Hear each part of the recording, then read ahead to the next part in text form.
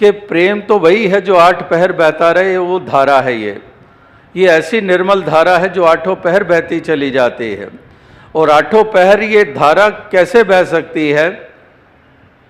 जब 8 पहर इसकी आराधना हो जाए, इस निराकार की आराधना चलती रहे 8 पहर, तो कोई कारण नहीं है कि प्रेम से दामन हमारा छूट जाए।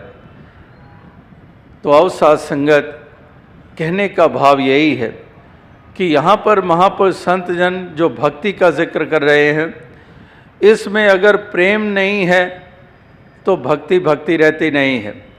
इसमें अगर विनम्रता नहीं है, ना भक्त रहता है ना भक्ति रहती है। इसमें अगर सब्र संतोख नहीं है तो भक्ति कमज़ोर मानी जाती है। इसमें अगर विशालता नहीं है तो वो जीवन भक्ति वाला पूर्ण नहीं माना जाता है। अगर सहनशीलता नहीं है तो वो भी भक्ति में एक ऐसा अंग कमज़ोर है जो मुकम्मलता नहीं दे रहा है हमारी भक्ति वाले पहलू को।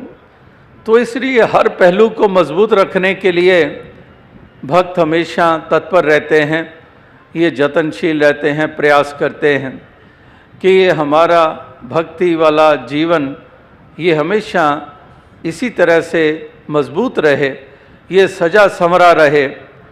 और सजा संवरा रहेगा जब वाकई ये देव गुण इस मन में स्थापित हो जाएंगे।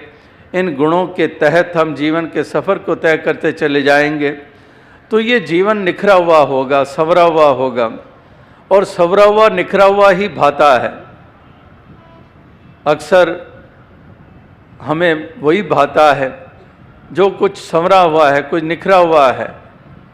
एक कुदरत के भी नज़ारे देखते हैं जो सुंदर है, उस वही भाता हमें, और मन से हम वाह वाह कह उठते हैं।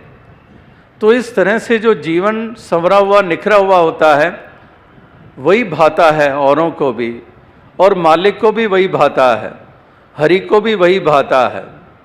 तो इसलिए ऐसा निखरा हुआ जीवन ये उनका बन पाता है जो इस भक्ति के रंग में रंगे रहते हैं।